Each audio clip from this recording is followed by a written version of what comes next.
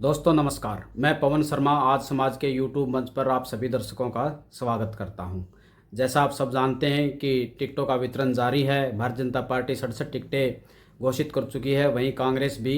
लगभग 41 सीटों पर अपने उम्मीदवार मैदान में उतार चुकी है। कल रात को ही उन्होंने 9 उम्मीदवार उतार दिए हैं और वो लगभग 9 की जो सूची आई वो ऐसी थी कि जहां पर कोई विवाद नहीं था, सिंगल पैनल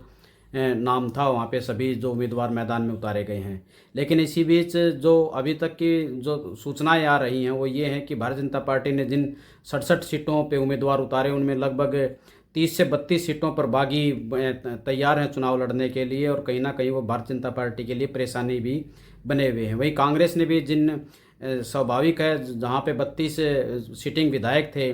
जो पहली लिस्ट में उन्होंने उम्मीदवार तय किए थे, वहाँ पे कोई इतना विरोध नहीं था। लेकिन बाद में जो 9 की सूची आई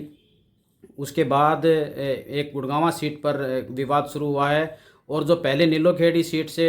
कांग्रेस पार्टी ने कुछ दिन पहले ही जो निर्दलीय विधायक थे धर्मपाल गोंदर, उनको वहाँ से उम्मीदवार बनाया, तो राजकुमार वाल्मीकि ने वहाँ से ऐलान कर दिया है कि वो चुप नहीं बैठेंगे और वो निर्दलीय चुनाव लड़ेंगे। इसी तरह से जो उमेश अग्रवाल की पत्नी थी जो टिकटार्थी थी गुड़गांवा से, उन्होंने भी कहा है कि वो भी कांग्रेस ने जिस तरह से टिकट दी है उनके साथ धोखा किया गया है और वो भी मैदान में उतरेंगी। तो कुल मिला के ये कहा जा सकता है कि कांग्रेस हो या भारतीय जनता पार्टी हो, दोनों ही पार्टियों के लिए जो बागियों ने है ना उनकी सांसें बड़ी तेज़ कर दी हैं और कहीं ना कहीं कांग्रेस बड़े फूक फूक कर कदम रख रही है कि धीरे धीरे कल भी ये संभावना व्यक्त की जा रही थी कि लगभग 30 से 32 लोगों की सूची आएगी। लेकिन कांग्रेस ने बड़े धैर्य दिखाते हुए 9 ही सीटों पे उम्मीदवार जो है घोषित किए हैं।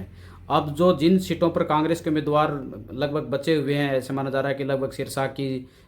सीटें बची हुई हैं, फतेहाबाद की सीटें बची हुई हैं। फतेहाबाद के अलावा जो दूसरी सीटें हैं अभी फरीदाबाद में मान लीजिए या अहिरवाल की सीटें जो बची जिस तरह से बची हुई हैं, वहाँ कहीं ना कहीं ये महसूस कांग्रेस को हो रहा है कि बगावत बड़े स्तर पे हो सकती है। जो जिस जैसा असर भारतीय जनता पार्टी का हो रहा है कहीं ना कहीं वैसा ही कांग्रेस में भी देखने को मिल सकता है। और जो इन सब दोनों पार्टियों की गतिविधियों पर नज़र रखे हुए है वो अब इस बार ये माना जा रहा है कि इंडियन नेशनल लोकदल बड़ी ही आराम से अपने टिकटों का वितरण या घोषणा कर रहा है। जहां मजबूत उम्मीदवार मिल रहे हैं केवल उन्हीं का ऐलान किया जा रहा है। कहीं ना कहीं अभय चौटाला को भी यह लगता है कि जो कांग्रेस में 2 नंबर के उम्मीदवार हैं, जैसे ही अगर उनकी टिकट कटती है तो वो निश्चित तौर से इस बार जेजेपी में जाने के बजाय इनेलो की तरफ रुख कर सकते हैं और वो भी इसी बात की प्रतीक्षा में है कि मजबूत उम्मीदवार आएँ और वो उनको टिकटें दें। लेकिन जिस तरह से अब बागियों ने राह पकड़ी है ये तय माना जा रहा है कि जैसे पहले आमने सामने का चुनाव माना जा रहा था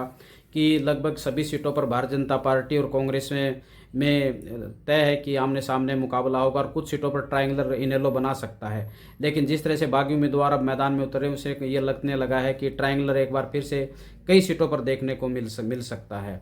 तो जो अभी तक ये सूचना है वो ये है कि भारतीय जनता पार्टी में लगभग अब 18 से 20 लोग जो है वो पार्टी को छोड़ चुके हैं। कांग्रेस में भी जैसी टिकटों का अभी 41 सीटें आई हैं, अभी भी 49 सीटें लगभग उनकी बची हुई हैं। अगर 49 सीटों पर ये माना जा रहा है कि वहाँ वो सभी सीटें ऐसी हैं जहाँ पर निश्चित तौर से 1, 2 और 3 नंबर तक के उम्मीदवार टिकटों की प्रतीक्षा में है। और जैसे ही सूची जारी होगी तो जैसा कि दीपक बाबरिया ने भी अपने बयान में कहा कि वो बड़ा ही मजबूर और असहाय महसूस कर रहे हैं कि वो जिन उम्मीदवारों को टिकटें दिलवाना चाहते थे वो चाहकर भी नहीं दिलवा पा रहे हैं और वो कहीं ना कहीं वो इस बात में इमोशनल भी हुए थे और ये माना जा रहा है कि उसी बात के कारण उनका बीपी में भी तकलीफ हुई और वो एएमसी में अब एडमिट भी है। तो कुल मिला के कहा जा सकता है कि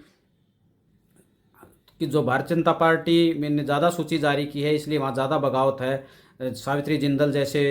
नेता हों या यमुनानगर से देवेंद्र चावला हो, सढौरा से दाताराम, सफीदों से बच्चन सिंह आर्य, कालांवाली से बलकौर सिंह, गुरुग्राम से जीएल शर्मा, नीलोखेड़ी से मीना चौहान, जैसे जो नेता हैं उन्होंने बागी तेवर अपने अपना रखे हैं। अब देखना यह है कि कांग्रेस किस तरह से, आज उम्मीद की जा रही है कि कांग्रेस आज एक लंबी सूची जारी कर सकती है, और जैसे ही सूची जारी होगी तो निश्चित तौर से देखने को मिले